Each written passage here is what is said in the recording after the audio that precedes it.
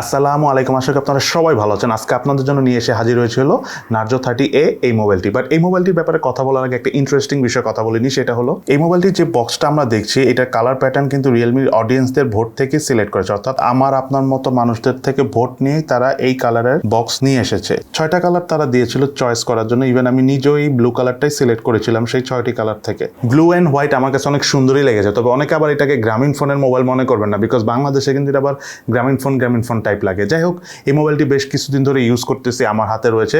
So আজকে থাকছে এই মোবাইলটির সম্পূর্ণ বিস্তারিত রিভিউ। এবং এই গুরুত্বপূর্ণ ভিডিও শুরু করার আগে বলে নিই, যারা আমাদের চ্যানেলটা এখনও সাবস্ক্রাইব করেনি তারা সাবস্ক্রাইব করে পাশে থাকা বেল বাটনটি প্রেস করে অল ক্লিক করে দিন। এতে ভবিষ্যতে আমরা যত ভিডিও পাবলিশ হবে তার নোটিফিকেশন অটোমেটিক আপনার কাছে পৌঁছে যাবে। সো চলুন তাহলে প্রথমে দেখে নিই এই মোবাইলটির আনবক্সিং।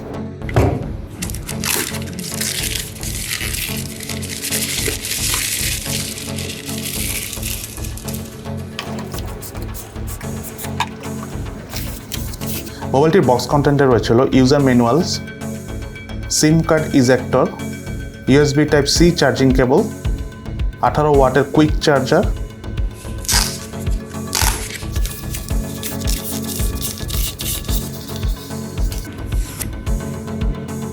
এবং নার্জো 30A মোবাইলটির ব্যাক প্যানেলে যদি তাকাই তাহলে দেখতে একটু অন্যরকমই লাগবে। ডুয়েল কালার টোনের একটা ডিজাইন রয়েছে। নিচের অংশটুকু দেখতে উঁচু নিচু মনে হলেও এটা ফ্ল্যাট সারফেস। তবে মোবাইলটির এই নিচের অংশে যেখানে ডায়াগোনাল স্ট্রাইপ রয়েছে সেখানে কিছুটা টেক্সচার অর্থাৎ ম্যাট ফিনিশিং রয়েছে।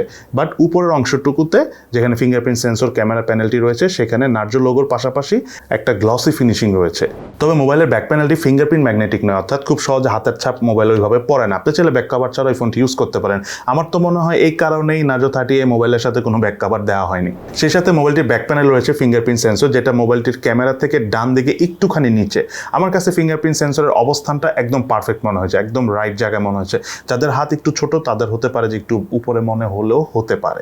ইন হ্যান্ড ফিলের কথা বলতে গেলে 9.8 মিলিমিটার থিকনেস সহ 207 গ্রাম ওজনের এই মোবাইলটি নর্মালি রিয়েলমির অন্যান্য ফোনের মতো অত পাতলা নয়। তবে নার্জোর অন্যান্য মোবাইলের মতো খুব ইজিলি হাতে গ্রিপ করা যায় এবং কমফোর্টেবল ভাবেই ইউজ করা যায়। কিন্তু যাদের হাত একটু স্ট্যান্ডার্ড সাইজের থেকে ছোট তাদের হয়তো 2 হাত দিয়েই ফোনটি ইউজ করতে হবে।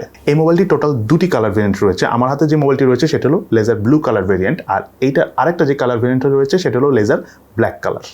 বাটন এবং পোর্টসের কথা বলতে গেলে মোবাইলটির রাইট সাইডে রয়েছে হলো ভলিউম রকার এবং পাওয়ার বাটন।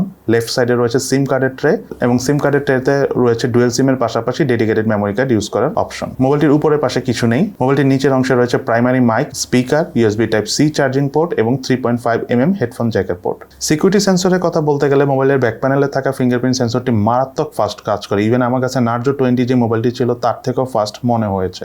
এবং মোবাইলটিতে থাকা ফেস আনলক সিস্টেমটিও বেশ ভালো এবং ফাস্ট কাজ করে।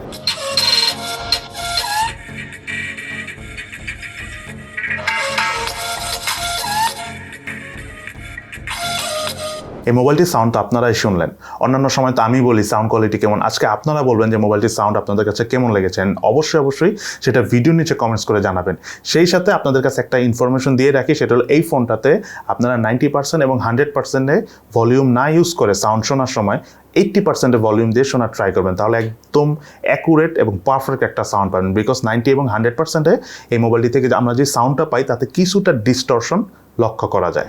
রিয়েলমি যত স্পেশাল ফিচার থাকে সেটা অলওয়েজ রিয়েলমি মোবাইলের ভিতরে যে সেটিং অপশনটা রয়েছে সেখানে ক্লিক করে আপনি রিয়েলমি ল্যাব নামক একটা অপশন পাবেন, সেখানে ক্লিক করলে আপনি পেয়ে যাবেন। সো এই মোবাইলটির একটা স্পেশাল ফিচার রয়েছে, সেটা হলো ডুয়েল মোড অডিও, অর্থাৎ আপনি চাইলে অ্যাট এ টাইম একটা হেডফোন এই মোবাইলটিতে থাকা 3.5mm হেডফোন জ্যাকের পোর্টের সাথে কানেক্ট করতে পারবেন এবং আরেকটা হেডফোন আপনি ওয়্যারলেস ব্লুটুথের সাথে কানেক্ট করতে পারবেন। অর্থাৎ 2টা হেডফোন আপনি কানেক্ট করতে পারবেন, একটা ওয়্যারলেস আর একটা হলো ওয়্যার্ড অর্থাৎ তার দিয়ে কানেক্ট করে। এবং 2টো হেডফোনের মাধ্যমে আপনারা গান শুনতে পারবেন, ভিডিও দেখতে পারবেন, অর্থাৎ একসাথে 2জন ওয়াচ করতে পারবেন।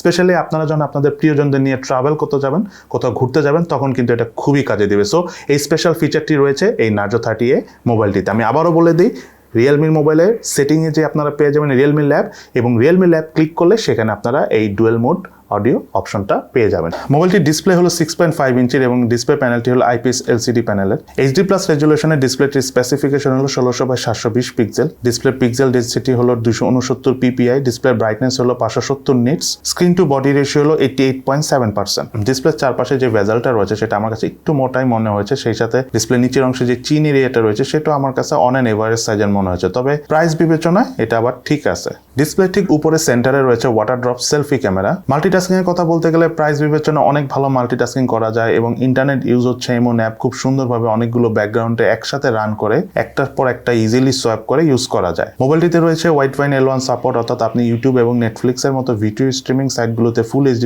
রেজুলেশনের ভিডিও স্ট্রিম করতে পারবেন। ক্যামেরার কথা বলতে গেলে Narzo 30A মোবাইলটিতে রয়েছিল AI ডুয়েল ক্যামেরা, যার মধ্যে মেইন ক্যামেরাটি হলো 13 মেগাপিক্সেলের 2.2 অ্যাপারচারের এবং আরেকটি ক্যামেরার অংশ রয়েছে হলো পোর্ট্রেট লেন্স। 13 মেগাপিক্সেলের মেইন ক্যামেরা দিয়ে ছবি তুলতে গেলে মোটামুটি ভালোই ছবি উঠছিল, ডাইনামিক রেঞ্জের ঘাটতি ছিল, কালার টোন ন্যাচারাল না আসলেও একটু কালার বুস্ট পাওয়া যায়, সেই সাথে ছবি তুলতে গেলে একটু বেশি সাদা সাদা মনে হচ্ছিল আমার কাছে, সামটাইমস আবার টু মাচ আলো পেলে রেডিশ হয়ে যাচ্ছিল। তবে এই ব্যাপারটা নিয়ে আমি ভিডিও শেষে কথা বলবো যে কেন ক্যামেরার অবস্থা এরকম। পোর্ট্রেট মোডে ছবি তোলা যাচ্ছিল, ওভারঅল ভালোই ছবি উঠছিল, ঠিকঠাক মতো আলো পেলে এবং ঠিকঠাক পজিশন থেকে আলো পেলে ওভারঅল ভালো ছবি তোলা যাচ্ছিল।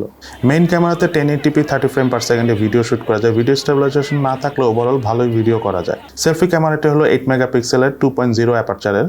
সেলফি ক্যামেরা দিয়ে ওভারঅল নিজের ছবি তুলতে গেলে রিয়ার ক্যামেরা থেকে বেটার পারফরমেন্স পাওয়া যাচ্ছিল, যেটা আমার কাছে মনে হয়েছে। মোবাইলটিতে রয়েছে camera two API support, so আপনি চাইলে ম্যানুয়াল ক্যামেরা অর্থাৎ Gcam ইউজ করতে পারবেন। নেটওয়ার্ক এবং কানেক্টিভিটির কথা বলতে গেলে মোবাইলটিতে রয়েছে 4G ডুয়াল সিম সাপোর্ট, সেই সাথে ডেডিকেটেড যে মেমোরি কার্ডটি রয়েছে সেটা 512 GB পর্যন্ত সাপোর্ট করবে। আমরা কল টেস্ট করে দেখেছি, কল কোয়ালিটি আমাদের কাছে ভালোই লেগেছে। ওয়াইফাই 2.4 GHz এবং 5 GHz দুটোই সাপোর্ট করে। ব্লুটুথ হলো ভার্সন 5 এর এবং মোবাইলটিতে FM রেডিওর সাপোর্ট রয়েছে। মোবাইলটিতে সেন্সর হিসেবে প্রায় সব ধরনের সেন্সরই রয়েছে, স্পেশালি জাইরো সেন্সরটিও রয়েছে, যার কারণে গেমিং পারফরমেন্স অনেক ভালো পাওয়া যায়। মোবাইলটির হার্ডওয়্যার সেকশনের কথা যদি বলতে চাই তাহলে মোবাইলটিতে প্রসেসর হিসেবে রয়েছিল MediaTek Helio G85। এটি একটি অক্টা কোর প্রসেসর, যার দুটি কোর হলো 2.0 GHz স্পিডের Cortex A75 মডেল এবং বাকি 6টি কোর হলো 1.80 GHz এর Cortex A55 মডেলের। আর মোবাইলটিতে GPU হিসেবে রয়েছে Mali G52। মোবাইলটির RAM হলো 4GB LPDDR4X ক্যাটাগরির, স্টোরেজ হলো 64GB eMMC 5.1 ক্যাটাগরির। Narzo 30A মোবাইলটির অফিসিয়াল প্রাইস হলো 12,990 টাকা। মোবাইলটির আন্তত স্কোর হলো 2,05,300 এবং আইকিউ স্কোর হলো 26,092। বেঞ্চমার্ক টেস্ট করে দেখেছি আমরা, সেখানে স্কোর হিসাবে সিঙ্গেল করে আমরা পেয়েছি 343 এবং মাল্টি করে পেয়েছি 1270। যেহেতু এটি একটা পারফরমেন্স বেসড ফোন, সো আমরা এই মোবাইলটি দিয়ে বেশ কিছু গেমস খেলে দেখেছি। তার মধ্যে আমরা যখন PUBG গেমসটা খেলতে গিয়েছি তখন আমরা ম্যাক্সিমাম HD গ্রাফিক্সে হাই ফ্রেম রেটে খেলতে পেরেছি। তবে বেস্ট পারফরমেন্স পাওয়া যাচ্ছিল PUBG গেমসটাতে ব্যালেন্সড গ্রাফিক্সে আল্ট্রা ফ্রেম রেটে। সত্যি কথা বলতে ব্যালেন্সড গ্রাফিক্স এবং আল্ট্রা ফ্রেম রেটে খেলে কোনো রকম ল্যাগিং অথবা ফ্রেম ড্রপ পায়নি। 13,000 টাকার এই ফোন দিয়ে যে এরকম পারফরমেন্স পাবো এটাও আশা করিনি এর আগে। এছাড়া মোবাইলটি দিয়ে যখন আমরা কল অফ ডিউটি খেলতে গিয়েছি তখন হাইয়েস্ট মিডিয়াম গ্রাফিক্সে হাই ফ্রেম রেটে খেলা গেলেও বেস্ট পারফরমেন্স পেয়েছি মিডিয়াম গ্রাফিক্সে লো ফ্রেম রেটে। এবং কল অফ ডিউটি গেমটা PUBG গেমসের থেকেও আমাদের কাছে খেলার সময় মোর স্মুথ মনে হয়েছে। H9 গেমটাও এই মোবাইলে খেলা যায়, তবে ডিফল্ট সেটিংয়ে গেমটা খেলতে গেলে সামটাইমস ফ্রেম ড্রপের দেখা পেয়েছি, বাট আমি মনে করি প্রাইস বিবেচনা সেটা ঠিক আছে। হিটিং এর কথা বলতে গেলে এই মোবাইলটিতে যখন আপনি লং টাইম গেম খেলবেন এবং তার পাশাপাশি ইন্টারনেট ইউজ করে লং টাইম ভিডিও ওয়াচ করবেন, অর্থাৎ ধরেন ইউটিউব অথবা নেটফ্লিক্সে যদি আপনি লং টাইম ভিডিও দেখেন এই মোবাইল দিয়ে, তাহলে এই মোবাইলটা টুকটাক হিট হয়। তবে হিটটা হয় হলো ক্যামেরার ঠিক ডান পাশে ফিঙ্গারপ্রিন্ট সেন্সরের এই আশেপাশে এরিয়াটায়। তবে অনেক বেশি হিট হয় না যে আপনার হাতে নিলে খুব বিরক্তিকর লাগবে, তবে আস্তে আস্তে আবার এটা একটু সময় পেলেই ঠান্ডা হয়ে যায়। এই মোবাইলটিতে রয়েছিল 6000 মিলিঅ্যাম্পিয়ারের ব্যাটারি এবং সেই সাথে রয়েছিল 18 ওয়াটের কুইক চার্জার, প্লাস এই মোবাইলটিতে হলো রিভার্স চার্জিং এর সুবিধা রয়েছে, অর্থাৎ আপনি চাইলে এই ফোনটি থেকে অন্য আরেকটি ফোন চার্জ দিতে পারবেন। মোবাইলটা সম্পূর্ণ ফুল চার্জ দিতে আমাদের সময় লেগেছিল 1 ঘন্টা 55 মিনিট, অর্থাৎ 2 ঘন্টাই বলতে পারেন। মোবাইলটির SOT অর্থাৎ স্ক্রিন অন টাইমের কথা যদি বলতে চাই, যদি আপনি মোবাইলটি নর্মাল অথবা বেসিক ইউজ করে থাকেন তাহলে কনফার্ম 1.5 দিনের থেকে বেশি চার্জ পাবেন, অনেকটা 2 দিনের মতোই চার্জ পাবেন। কিন্তু আপনি যদি অনেক হেভি গেমিং করে থাকেন এবং হেভি ভিডিও ওয়াচ করে থাকেন বা মাল্টিমিডিয়া কনজাম্পশন করে থাকেন তাহলে 1 দিন ফুল চার্জ পাবেন। অপারেটিং সিস্টেম হিসেবে মোবাইলটিতে রয়েছিল Android 10 ভার্সনটি এবং UI হিসাবে মোবাইলটিতে রয়েছিল Realme 1.0 ভার্সনটি, তবে কিছুদিন পরে Realme UI 2.0 ভার্সনে আপনি ফোনটি আপডেট করে ফেলতে পারবেন। এবার চলুন আমরা জানি মোবাইলটার বেস্ট সাইড অর্থাৎ ভালো দিক কী এবং তার পাশাপাশি মোবাইলটার ল্যাকিংস অর্থাৎ মন্দ দিক কী। প্রথমে আমরা জেনে নিই মন্দ দিক, অর্থাৎ এই মোবাইলটার ল্যাকিংস হিসাবে কি পেয়েছি আমরা। Narzo 30A মোবাইলটি আমার কাছে সব কিছুই ওভারঅল ভালো লেগেছে, বাট একটা জিনিস আমার কাছে উইকনেস মনে হচ্ছে, সেটা হলো এই মোবাইলটার ক্যামেরা। এই মোবাইলটার ক্যামেরা আমার কাছে মনে হয়েছে যে আরেকটু ইমপ্রুভ হলে ভালো হতো, অ্যাটলিস্ট আরেকটা ক্যামেরা অ্যাড করতে পারতো। ধরেন আপনার এখানে আমরা দেখতে পাচ্ছি যে AI লেন্স রয়েছে, ফ্ল্যাশ লাইট অপশনটা রয়েছে, যেখানে আপনি স্পেস আছে, চাইলেই মনে করেন যে ম্যাক্রো ক্যামেরা অর্থাৎ ম্যাক্রো শুটারটা অ্যাড করে দিলে কিন্তু আমি মনে করি যে আরেকটু ভালো পারফরমেন্স পাওয়া যেত, আমরা কিছু ক্লোজ জুম করে কিছু ছবি তুলতে পারতাম। এছাড়া ওভারঅল ঠিক আছে, যেহেতু এই মোবাইলটি মানে পারফরমেন্স বেসড ফোন অর্থাৎ পারফর্ম করবে এইরকম মেন্টালিটি নিয়ে বানানো, ক্যামেরার দিকে ওইভাবে নজর দেওয়া হয়নি, তাই হতে পারে যে Narzo 30A মোবাইলটা এইভাবে এসেছে।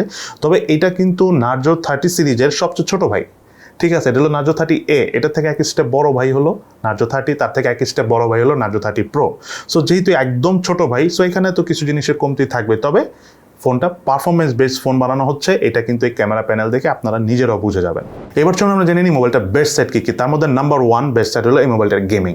সত্যি কথা বলতে রাইট নাও মার্কেটে 13-14 হাজার টাকার মধ্যে এই ফোনটা নাম্বার 1 ফোন গেমিংয়ের জন্য। ঠিক আছে, দেন সেকেন্ড যে কথাটি না বললেই নয়, অনেকে আছে যে আমরা একটা সেকেন্ড ফোন ইউজ করি রাফ অ্যান্ড টাফ ইউজ করার জন্য, ধুমায় ফোন কল করার জন্য, এবং সামটাইমস ধরেন যে ভিডিও দেখার জন্য। এই ফোনটা একটা আদর্শ ফোন আপনাদের জন্য, যারা সেকেন্ড ফোন হিসাবে কিনতে চাচ্ছেন, রাফ অ্যান্ড টাফ ইউজ করতে চাচ্ছেন এবং অনেক ফোনে কথা বলতে চাচ্ছেন। দেন থার্ড যেটা না বললেই নয়, সেটা হলো অনলাইন ক্লাসের জন্য এই ফোনটা খুবই ভালো। যারা অনলাইন ক্লাস করতেছেন তারাও আপনারা চাইলে এই ফোনটা নিতে পারেন। দেন এই ফোনটাতে আরেকটা সুবিধা রয়েছে যেটা সবচেয়ে বেশি আমার কাছে ভালো লেগেছে, সেটা হলো রিভার্স চার্জিং। যেহেতু এই ফোনটা থেকে আরেকটা ফোন চার্জ দেওয়া যায়, অনেক সময় এটা কাজে দেয়, ট্রাস্ট মি। অনেক সময় দেখা গেলো আপনার কাছে আইফোনও থাকতে পারে, আপনার কাছে স্যামসাংয়ের সবচেয়ে প্রিমিয়াম ফোনও থাকতে পারে, OnePlus-এর প্রিমিয়াম ফোনও থাকতে পারে, কিন্তু অনেক সময় কিন্তু চার্জ ইস্যু হলে এই ধরনের যেসব ফোন রয়েছে, স্পেশালি যদি এই মোবাইলটা আপনার কাছে থাকে, তাহলে এই ফোন দিয়ে কিন্তু আপনার সেই প্রিমিয়াম ফোনকে চার্জ দিতে পারবেন। জাস্ট আপনাকে একটা কাজ করতে হবে, এই যে কেবলটা রয়েছে এই মোবাইল থেকে ওই মোবাইলে চার্জ দেওয়ার, এই একটা এক্সট্রা কেবল আপনি কিনে রাখবেন। এটা অনেক কাজে দেয়, বিকজ আমি নিজেও সামটাইম এটা ইউজ করি এবং আমি মনে করি এটা সবারই ইউজ করা প্রয়োজন যদি তাদের মোবাইল অপশন থাকে রিভার্স চার্জিং ইউজ করার। সো নার্জো 30A এই মোবাইলটি আপনাদের কাছে কেমন লেগেছে অবশ্যই ভিডিওর নিচে কমেন্টস করে জানাবেন। সেই সাথে এই মোবাইলটির ব্যাপারে যদি কোনো কনফিউশন থাকে বা কোনো ধরনের কোনো প্রশ্ন থাকে যেটা আপনারা বুঝতেছেন না বা একটু কনফিউশন কাজ করতেছে, সেই প্রশ্নটাও ভিডিও নিচে কমেন্টস করে জানাবেন। আমি চেষ্টা করবো আপনাদের সব ধরনের প্রশ্নের উত্তর দিয়ে কনফিউশন ক্লিয়ার করে দেওয়ার জন্য।